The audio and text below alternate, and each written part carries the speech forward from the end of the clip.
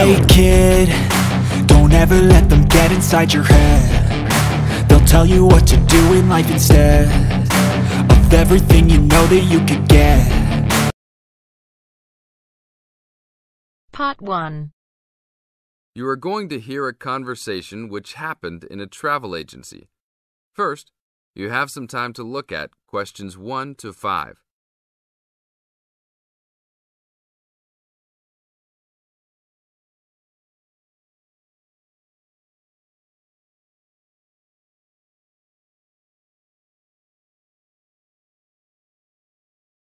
Now we will play the recording. Listen to the tape and answer questions 1 to 5. Hi, I would like to make a reservation for a round-trip plane ticket from London to New York. Welcome to the Student Travel Agency. London to New York. Let me see if we have any student specials for that flight. Yes, we do in fact. What days would you like to fly? I am looking for a flight around the 10th of October or so. And how about your return date? Ideally, the 31st of October. Let me check our computers to see if these dates are available. Are you looking for economy class or first class? Economy class will be just fine. We have an open flight on the 10th, but for your returning flight, the 31st of October is already fully booked. If you want to upgrade to first class, there are openings for the 31st. Just a few seats left, though. How much do I have to add for first class? First class will be around 20 to 25% more. Well, that is not worth it.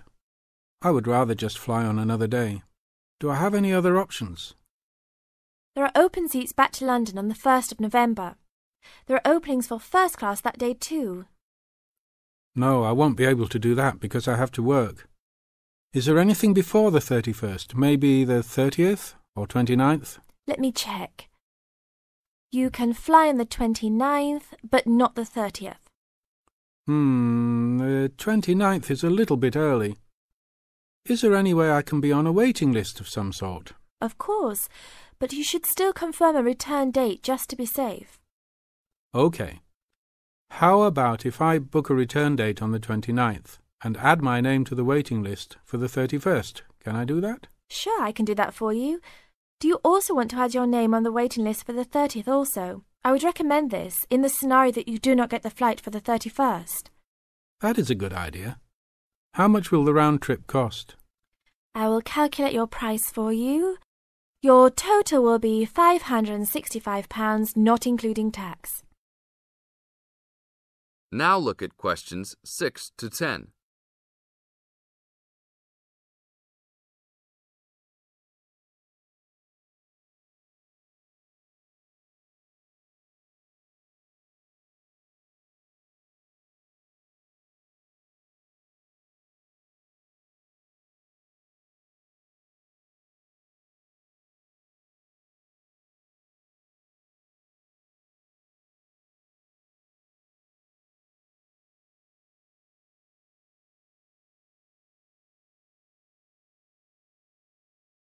Now listen to the tape and answer questions 6 to 10. That's not too bad. Is there any discount for students? That is already including the discount. Without the discount, the price is easily over £600. OK, that sounds good then. Please put me down for those dates. I will need your information. Name and student identification number, please. Kenneth Conley, student ID 92123020. Your phone number, please. 87052109. Please tell me your mailing address. 354 Westchester Drive, London. Thank you very much, sir. How would you like to pay for the ticket? I think I will pay in cash. Well, you don't need to pay right now, just when you come to pick up the tickets. You will need to pick up the tickets at least 2 weeks before departure. That is no problem.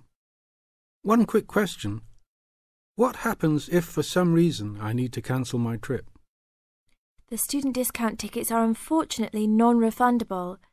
However, if your cancellation is before 24 hours of takeoff time, then you can reschedule your flight for another day. If the cancellation is within 24 hours, then you forfeit your ticket. I understand. Well, thank you very much. I will see you next week. See you then. That is the end of part 1. You now have half a minute to check your answers.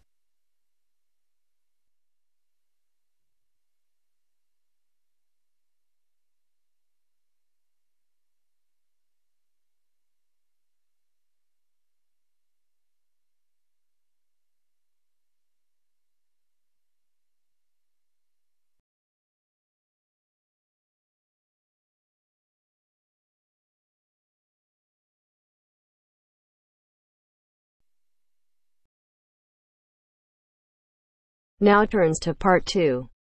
Part 2. You are going to hear a travel agent discussing a holiday booking with 2 customers. Look at questions 11 to 13.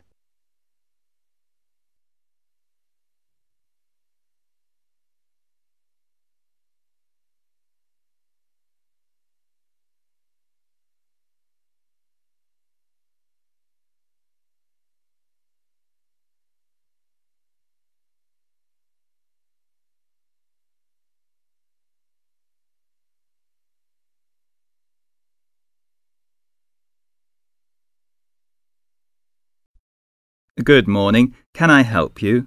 Yes, good morning. We'd like to book a holiday for July, please. Certainly. Where did you have in mind? Oh, well, we haven't thought a lot about it, really. We'd just like to go somewhere hot, and it must be in July. I see. Well, let's get the dates cleared up first, then we can see about availability. What part of July were you thinking of? Oh, well, you see, we have slightly different holidays. I've got the whole month, except for the last 5 days. So I could go from the 1st to the 26th. But my friend here doesn't start until the 7th. So I suppose it will have to be the middle 2 weeks, really. Yes, but I've got to be back before the 23rd. OK. Now, let's find a destination. Before the talk continues, look at questions 14 to 20.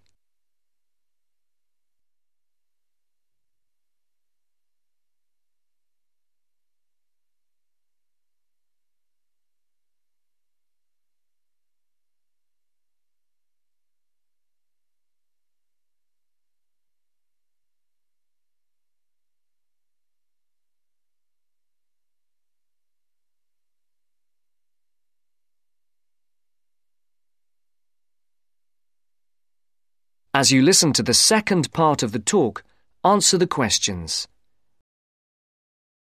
Any preferences? France? Italy? Oh, not France. We went there last year and it was absolutely packed with teenagers, making noise and getting drunk all the time. Yes, it was terrible. We definitely want somewhere quieter this year. Well, of course, it depends more on the resort rather than the country.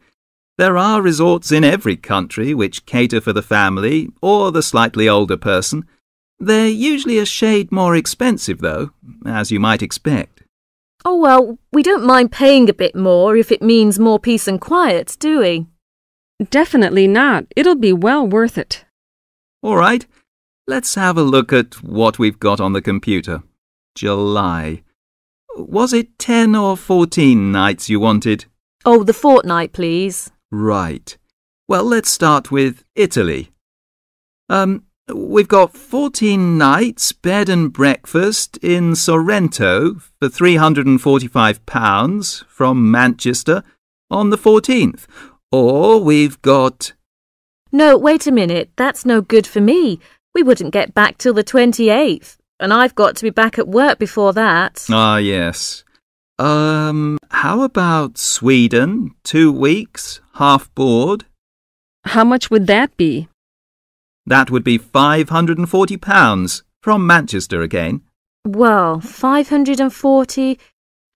that seems too much. Well, madam, there's a surcharge for the airport, and it has a 5-star hotel. Oh, well, it's a bit over our budget, really. All right, Let's try somewhere else. How about Portugal? Oh, that sounds great. We've never been there before, have we? Let's see now. We've got 14 nights in Albufeira, half board, from Gatwick, for £385. Albufeira? Oh, wait a minute. Did you say the flight was from London? That's right, from Gatwick. Oh, well, we'd prefer a flight from the north somewhere. Manchester, perhaps, or even Glasgow. That is the end of part 2. You now have half a minute to check your answers.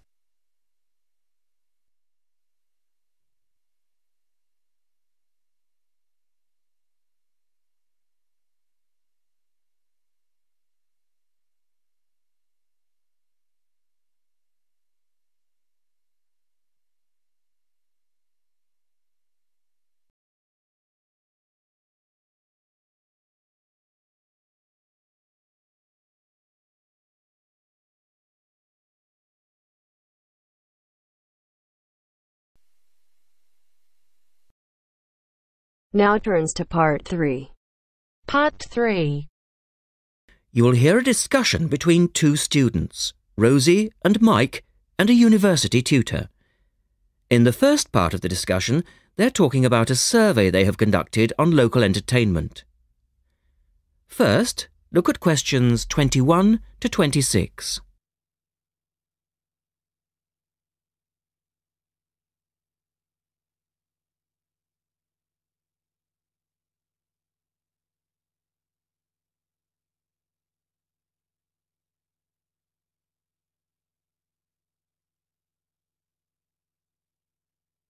Now listen to the first part of the discussion and answer questions 21 to 26. Good morning, everyone. Well, I think we can start straight away by getting Rosie and Mike to do their presentation. Would you like to start, Rosie? Yes. Well, we've done a survey on local entertainment. Basically, we tried to find out how students feel about the entertainment in the town and how much they use it. Yes, so we've called our project Out and About. Yes, that's a good title, Out and About. We wanted to find out how well students use the entertainment facilities in town, whether they get to see the latest plays, films, that kind of thing. Now, we have our own facilities on campus, of course. Oh, yes. We deliberately omitted those as we really wanted to examine outside entertainment in the town as opposed to on the university campus. Actually, there were a lot of areas to choose from, but in the end, we limited ourselves to looking at 3 general categories: cinema, theatre and music. Right. OK, well, first of all, cinema. In the town, there are 3 main places where you can see films. There's the new multi-screen cinema complex, the old Park Cinema and a late-night Odeon. So, if you look at this chart, in terms of audience size, the multi-screen complex accounts for 75% of all cinema seats. The Park Cinema accounts for 20% of seats, and the late-night Odeon has just 5% of seats. As you probably know, the complex and the park show all the latest films, while the late-night cinema tends to show cult films. So, when we interviewed the students, we thought the complex would be the most popular choice of cinema. But surprisingly, it was the late-night Odeon. Yeah, and most students said that if they wanted to see a new film, they waited for it to show at the park, because the complex is more expensive and further out of town, so you have to pay more to get there as well. Yes, and that adds to the cost, of course, and detracts from the popularity, evidently. Well, next, we looked at theatres. The results here were interesting because, as you know, there's a theatre on campus which is popular, but there's also the Stage Theatre in town, which is very old and architecturally quite beautiful. And there's the large modern theatre, the Ashtop, that has recently been built. So you just looked at the 2 theatres in town? Yes, But the thing about the theatres is that there's a whole variety of seat prices. Also, the types of performance vary. So students tend to buy seats at both and like using both for different reasons. And if they want cheap seats at the ash top, they can just sit further from the front. What we did find that was very interesting is that there are periods during the year when students seem to go to the theatre and periods when they go to the cinema. And we really think that's to do with budget. If you look at this graph, you can see that there's a peak around November, December when they go to the theatre more, and then a period in April, May when neither is particularly popular. And then theatre viewing seems to trail off virtually, while the cinema becomes quite popular in June, July. I think you're probably right about your conclusions. In the second part of the discussion, Rosie and Mike talk about different music clubs. Look at questions 27 to 30 first.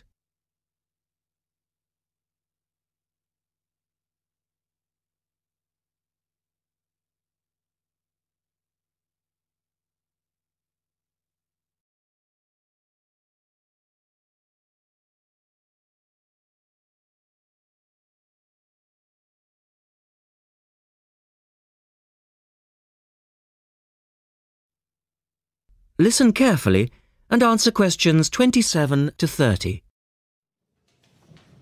Well, lastly, we looked at music. And this time, we were really investigating the sort of small music clubs that offer things like folk or specialise in local bands. So not musicals as such? That's right. We looked at 3 small music venues and we examined the quality of the entertainment and the venue and gave a ranking for these. A cross, meaning that the quality was poor, a tick, meaning it was okay, and 2 ticks for excellent. First of all, the Blues Club, which obviously specialises in blues music. This was a pretty small place and the seating was minimal, so we didn't give that a very good rating. No, we don't recommend that one, really. Then the Sansu, which plays a lot of South American music. It was a big place, very lively, good performers, so 2 ticks for that one. The Pier Hotel is a folk venue, a good place for local and up-and-coming folk artists to play. Not the best of venues, as it's in a basement and a bit dark, but the quality of the entertainment was reasonable and the lighting was very warm, so we felt it deserved an average rating. Now finally, there's the Bald Rock Cafe, which features big rock bands and is pretty popular with students, and we enjoyed ourselves there as well, so top marks for that one. And then, did you get any information from the students as to which of the clubs they preferred?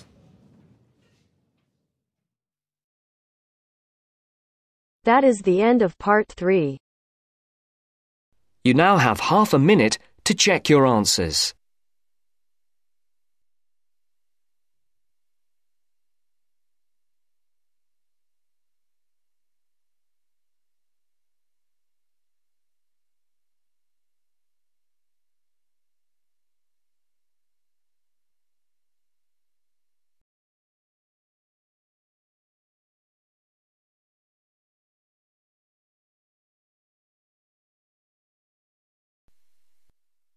Now turns to part 4.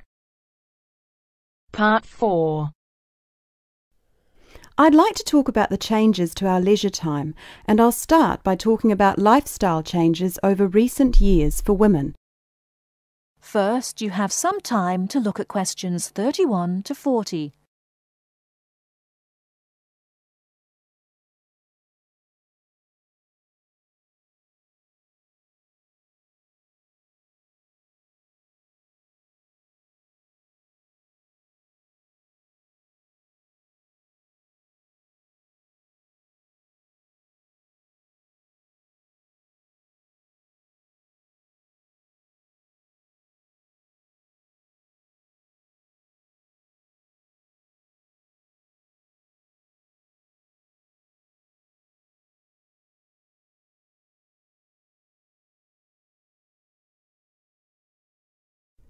Now listen carefully and answer questions 31 to 40.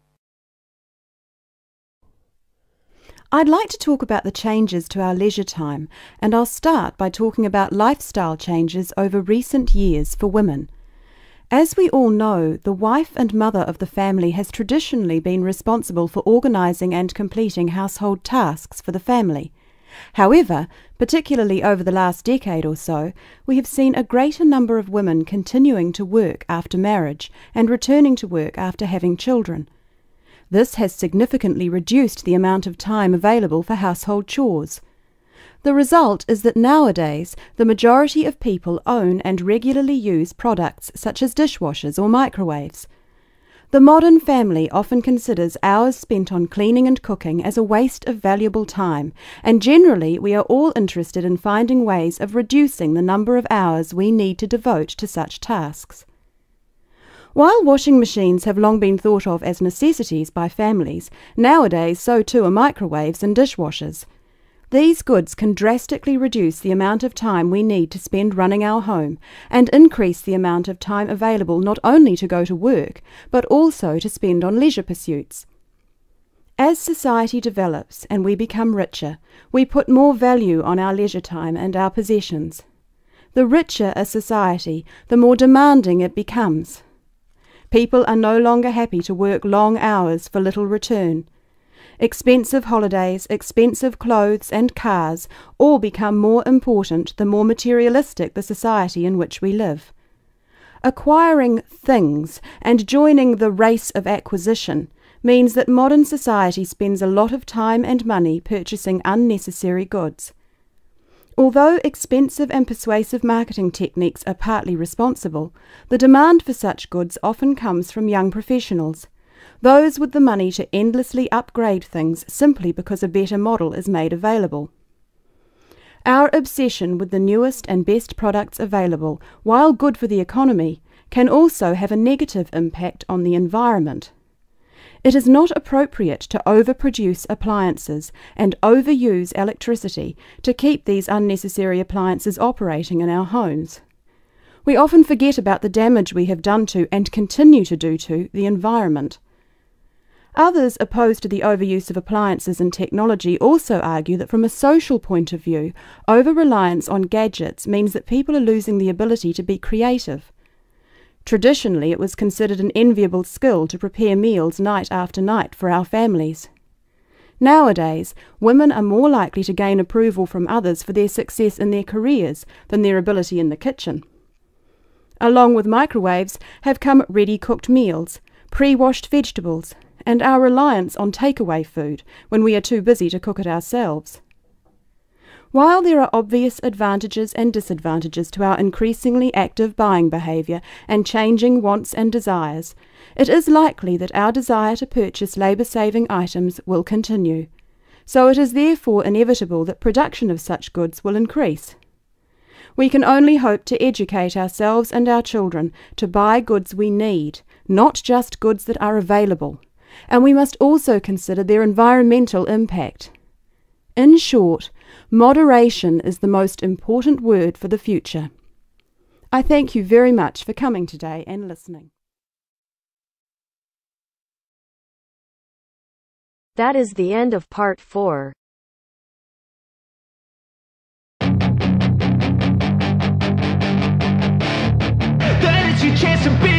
Hey kid, don't ever let them get inside your head. They'll tell you what to do in life instead of everything you know that you could get. Don't let them guide your life towards regret.